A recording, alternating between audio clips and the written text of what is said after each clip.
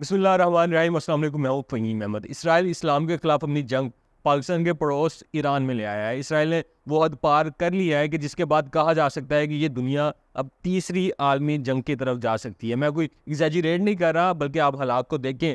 ایک جانب ایران اور جو دیگر علاقائی جہادی تنظیمیں ہیں وہ بدلہ لینے کا اعلان کر چکی ہیں، تو دوسری جانب امریکہ نے بھی اسرائیل کے دفاع کا اعلان کر دیا ہے۔ دراصل اسرائیل نے اسماعیل ہنیہ کو شہید کر کے دو خطرناک جرم کیے ہیں۔ پہلا یہ کہ ایک ریاستی تنظیم کے جو سیاسی سربراہ ہیں اور جو اعتدال پسند بھی سمجھے جاتے تھے ان کو شہید کیا ہے۔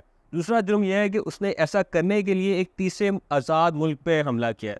اب اس شہادت کے بعد جو صورتحال بن رہی ہے اس کے بھی دو پہلو ہیں۔ ایک، فلسطین کی تحریک اور حماس پر کیا اثر پڑے گا، اور دوسرا کہ ایران اب اس حملے کا کیا جواب دے گا اور اب کیا بات مکمل جنگ کی طرف جائے گی۔ لیکن آگے بڑھنے سے پہلے مختصر دیکھ لیتے ہیں کہ اسماعیل ہنیہ کون تھے، کیسی شخصیت تھے اور ان کی خدمات کیا ہیں فلسطینی کاز کے لیے۔ اسماعیل ہنیہ 1962 میں ایک پناہ گزین کیمپ میں پیدا ہوئے۔ ان کے والدین کو 1948 کی عرب اسرائیل جنگ کے دوران اشکلون کے قریب اپنے گھر بار چھوڑنا پڑا تھا۔ اسماعیل ہنیہ نے 1987 میں گریجویشن کی۔ اسی سال مختصر مدت کے لیے قید بھی گیا۔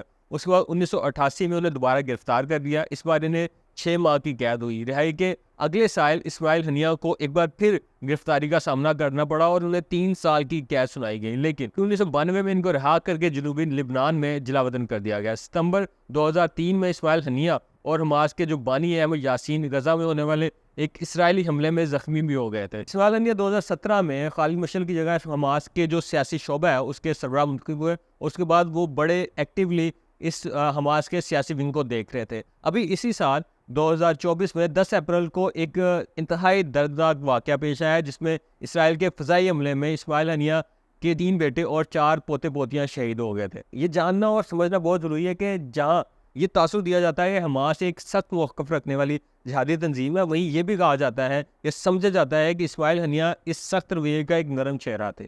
اس لیے کہا جا سکتا ہے کہ اسرائیل نے پاگل پن میں صرف اسماعیل ہنیہ کا خون نہیں کیا بلکہ امن کی کوششوں کا خون کر دیا۔ اب بڑھتے ہیں اس جانب کی اس شہادت کا فلسطین اور حماس پر کیا اثر پڑے گا، تو اس کا جواب یہ ہے کہ یہ تحریک ختم ہونے کی بجائے مزید بڑھے گی، کیونکہ درجنوں مثالیں ایسی ہیں جس میں جو اسرائیل ہے اس نے کئی فلسطینی رہنما شہید کیے، لیکن اس کے بعد بھی آزادی کی جو تحریک ہے وہ ختم نہیں ہو سکی بلکہ بڑھی۔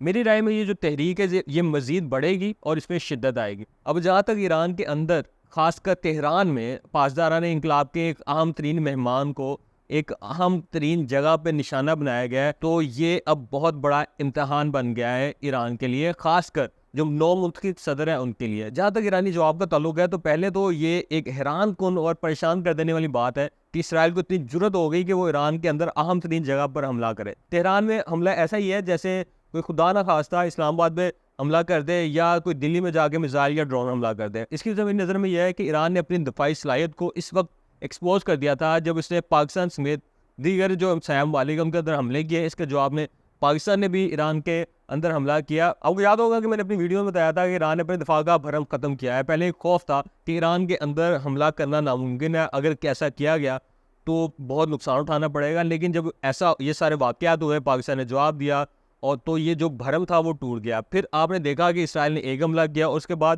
اب تو اس نے تمام حدود پار کر لی ہیں۔ اب ہسٹوریکلی دیکھیں تو ایران جذباتی اور سخت بیانات تو دیتا ہے، لیکن اس کے باوجود وہ جواب اس حد تک دیتا ہے کہ جسے وہ ہینڈل کر سکے، چاہے وہ جنرل سلیمانی کی شہادت پر جواب ہو یا پھر اسرائیل کی جانب ڈرون اور میزائلوں سے حملہ ہو۔